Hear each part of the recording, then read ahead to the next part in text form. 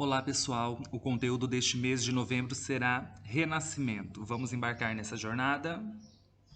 O Renascimento, como o próprio nome diz, vai nos dizer sobre algo novo, algo diferente que está surgindo ali na Europa no início da Idade Moderna, que vai de certa forma também influenciar no nosso país, no Brasil, porque através dele os avanços científicos e tecnológicos do período vão se iniciar em nosso país as grandes navegações, através da chegada dos portugueses para dar início, o pontapé inicial ao processo de colonização do território que mais tarde seria o nosso país. E além desse fator, as ideias propostas pelo Renascimento estão presentes até os dias de hoje, como o pensamento racional, livre e reflexivo que todos nós temos. Para compreendermos o que é renascimento, antes precisamos entender o significado dessa palavra.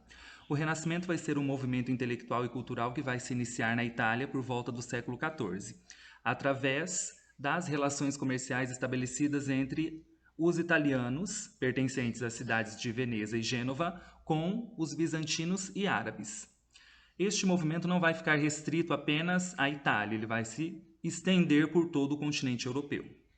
Falando especificamente da questão do termo renascimento, ele vai receber este nome porque os intelectuais que pertenciam a este movimento vão se basear na cultura greco-romana da antiguidade clássica. Através disso, eles vão acreditar que lá no mundo clássico havia existido uma cultura livre da religiosidade medieval. Porque lá no período da Idade Média, que também é conhecido como medievo ou período medieval, a religião estava presente no cotidiano das pessoas, buscando explicações baseadas no divino. Os renascentistas não é que eles não acreditavam na religião. Eles respeitavam os ideais religiosos, mas eles buscavam explicações lógicas e científicas para o que estava acontecendo, como exemplo para os movimentos dos planetas, as questões da natureza e do dia a dia do cotidiano. Os pensadores, ao entrar em contato com este pensamento racionalista, pensamento racional grego, eles vão romper definitivamente com a visão de mundo religiosa que o professor acabou de dizer e com toda essa superstição que existia na Idade Média. Assim sendo, a principal característica do Renascimento vai ser a busca por compreender a humanidade como um todo, através do pensamento racional, através da não influência da religião nas questões da ciência, colocando assim o ser humano como o centro de suas pesquisas através do antropocentrismo, que é um termo que vem do grego anthropos, que quer dizer ser humano, e o centrismo, logicamente, quer dizer centro. Então, o ser humano passa a ser o centro de tudo. E a ideologia que vai ser focada nesse sentido vai ser o humanismo, colocando o homem, como eu já disse, no centro de tudo. O Renascimento vai se dedicar em estudar diferentes campos, como o científico e o cultural. Vamos iniciar a nossa compreensão no campo cultural. Neste aspecto, para divulgar o movimento do Renascimento, os pensadores desta teoria vão se utilizar da arte como meio de expressão. Por quê? Porque a maioria das pessoas daquele período não eram alfabetizadas, não sabiam ler ou escrever. Então, através das artes, das imagens, as pessoas poderiam compreender aquilo que eles queriam transmitir, as suas ideias e os seus pensamentos, divulgando as suas ideologias humanistas, como eu já expliquei anteriormente, o significado do termo. A pintura e a escultura, aliás, vão ter grande importância neste período. Houve uma mudança significativa neste campo da arte. Os renascentistas vão buscar expressar nas suas obras a realidade em sua forma mais distinta, mais bela. Para isso, vão desenvolver técnicas de perspectiva e profundidade. Quando nós olhamos as figuras do Renascimento, as imagens, as pinturas, as esculturas, a gente nota isso, que elas expressam uma profundidade. A exemplo, citamos a Mona Lisa, que é uma importante pintura deste período. Se a gente olhar ela de diferentes perspectivas, nos dá a impressão que ela está se movendo, devido a esta questão de profundidade da obra. A representação do ser humano vai se destacar, logicamente, neste período, porque o movimento do Renascimento se baseia na questão do ser humano como centro de tudo. Então, logicamente, ele vai ser representado com majestade, com poder, refletindo o sentimento de autoconfiança de uma sociedade que se tornava muito rica e complexa, com vários níveis e classes sociais.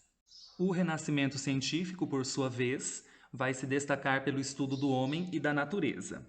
Nesse aspecto, o universo já não vai ser compreendido segundo os ideais religiosos, segundo o pensamento cristão.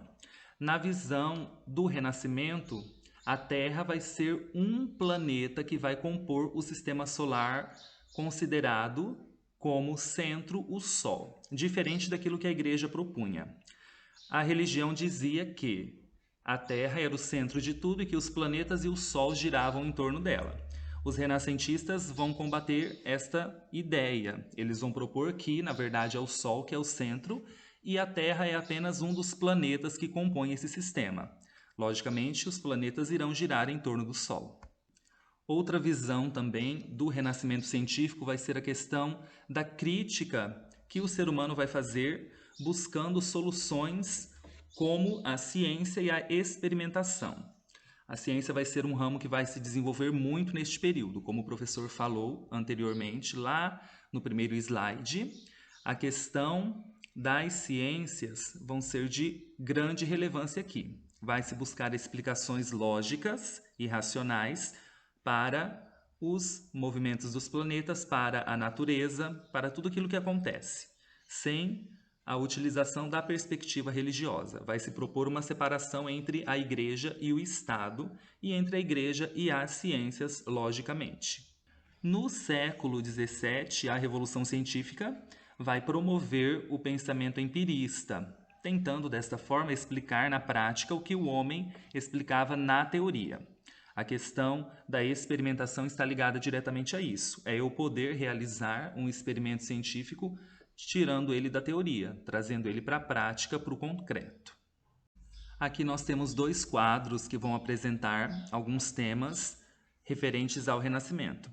O primeiro vai nos trazer os períodos do Renascimento, que temos o Trecento, que vai ser o século XIV, onde existirão as primeiras figuras do Renascimento, os primeiros pensadores, tendo como destaque o uso da linguagem toscana e a predominância da arte ligada à religião. Este aqui é o primeiro período do Renascimento. O chamado Quatrocento, que vai ser lá no século XV, vai nos dizer referente à produção cultural, onde ela vai atingir sua grande intensidade. Vai ser um período de transição entre o religioso e o profano, entre o religioso e aquilo que não estava ligado à religião, com destaque para o gótico tardio. O segundo quadro nos traz algo importante, uma definição pertinente a respeito do Renascimento. Este movimento, segundo seus teóricos, vai se contrapor a alguns pontos do período medieval. O Renascimento irá valorizar o individualismo, a razão, a ciência, o antropocentrismo e a teoria heliocêntrica, que propõe que a Terra e os demais planetas giram em torno do Sol. Já o período medieval vai valorizar o teocentrismo, o coletivismo, a fé, a religião e a teoria geocêntrica, onde esta defendia que a Terra estava no centro do universo. Essa teoria era defendida pela Igreja Católica. E os demais planetas, incluindo o Sol, que é uma estrela, vai estar girando ao seu redor. Este segundo quadro nos traz um contraponto entre a definição de renascimento e a definição do período medieval da Idade Média. Neste tópico abordaremos a expansão do Renascimento para outros países. Sabemos que o Renascimento vai surgir na Itália, mas não vai ficar restrito apenas a este país. Vai se espalhar para outros, como veremos a seguir. Na Inglaterra, o Renascimento vai surgir após a chamada Guerra das Duas Rosas, lá no século XVI. Neste momento, o Renascimento vai surgir neste país através da literatura de William Shakespeare, que a gente conhece, e Thomas Moros. A obra de Moros, Utopia, vai condenar a intolerância, o desejo pelo poder e pelo dinheiro e vai defender a questão da sociedade perfeita baseada na razão.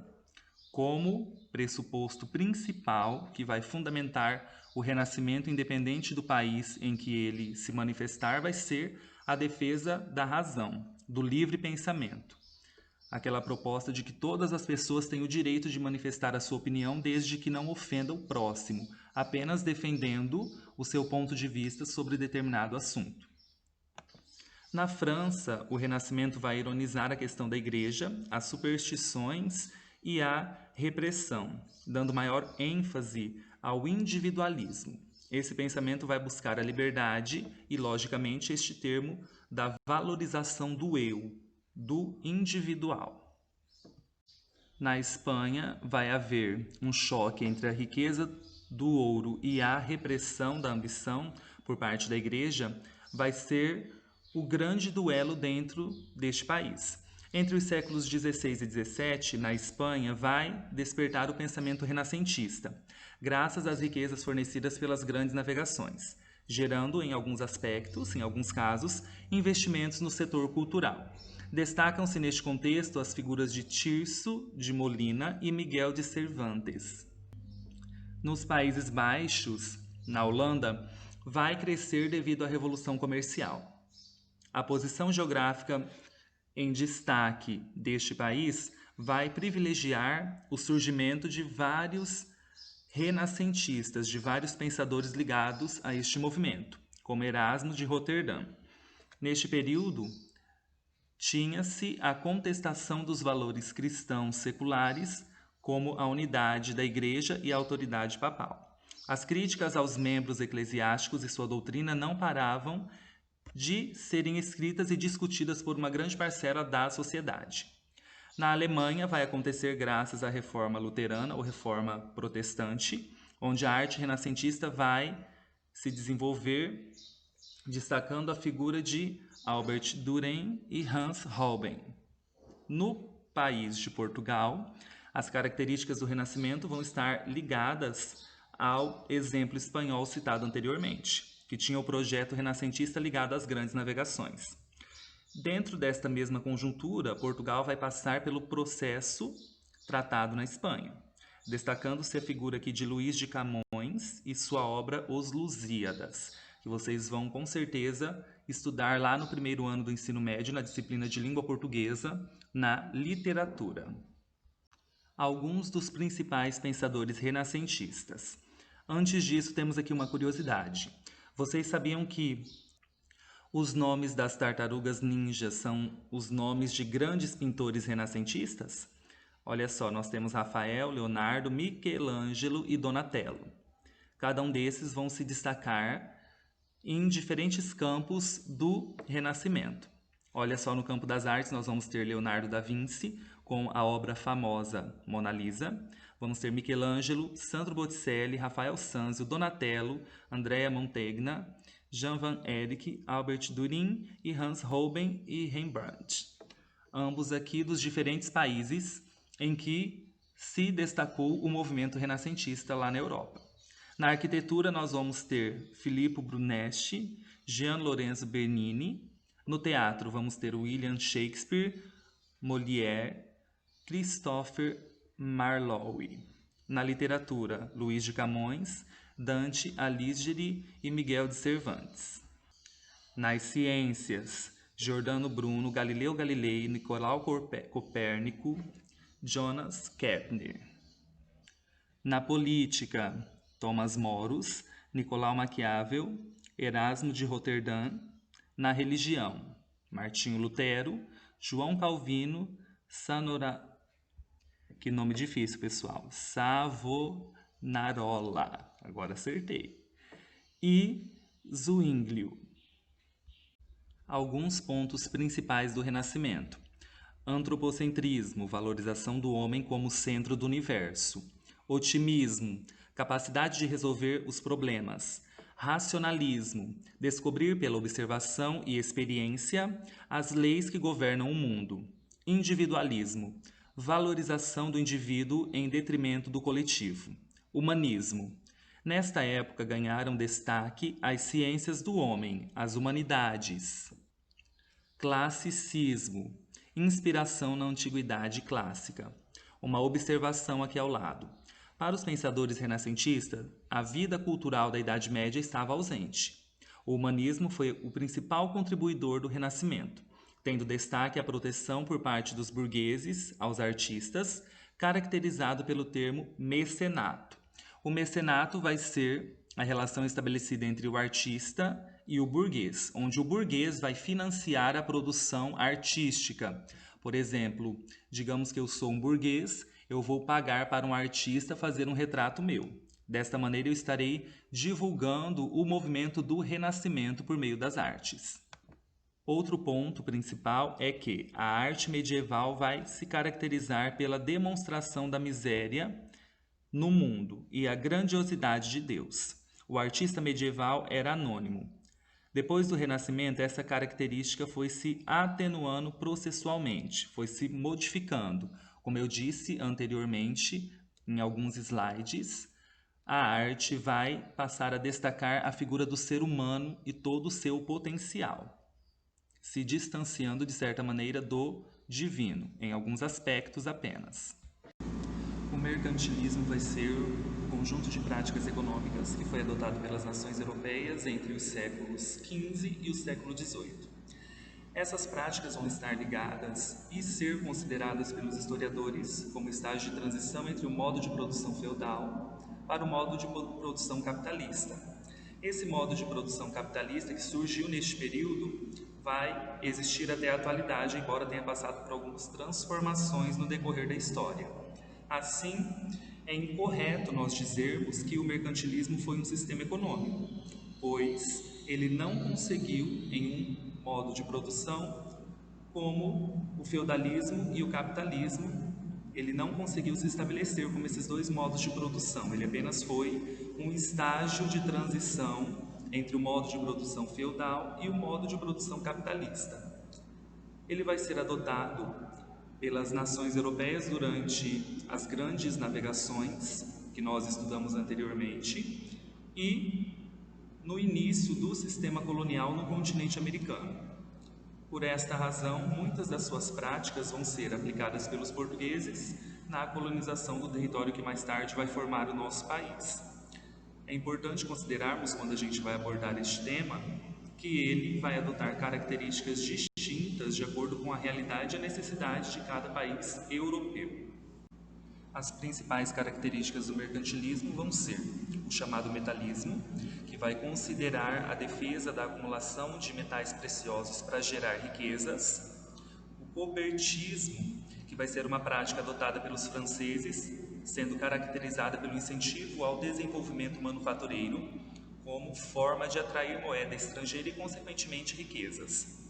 No 8º ano, ano que vem, vocês vão estudar este conteúdo a respeito da questão da manufatura, da industrialização. Então, hoje nós não vamos nos aprofundar muito neste tema. A chamada balança comercial favorável, que vai defender que a soma das transações comerciais de um Estado deve ser maior do que o volume de mercadorias que ele compra. Por exemplo, se eu produzo óleo de soja, então eu tenho que vender mais óleo de soja do que comprar a matéria-prima, isto é, a soja, de outro país. Então, sempre o meu volume de produção e de vendas tem que ser maior do que o volume do que compro de outro país.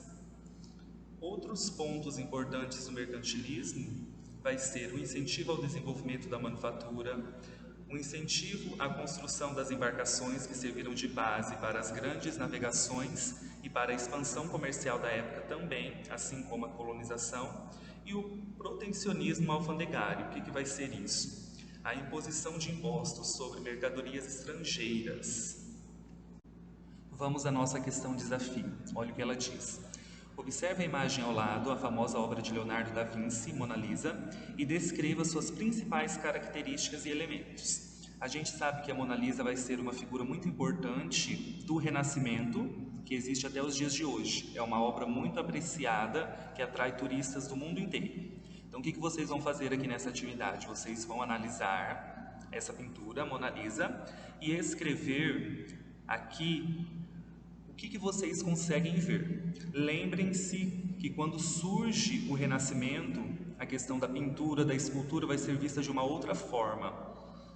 as pessoas vão ser retratadas de maneira mais realista, como a gente pode observar. Analisem a postura em que ela está, o plano de fundo, a paisagem, todos esses elementos, façam registro e em seguida compartilhem com o professor, certo? A primeira atividade pede o seguinte: a imagem ao lado representa um meme da Mona Lisa, obra de Leonardo da Vinci. Os memes procuram retratar com humor algo original, adaptando à nossa realidade.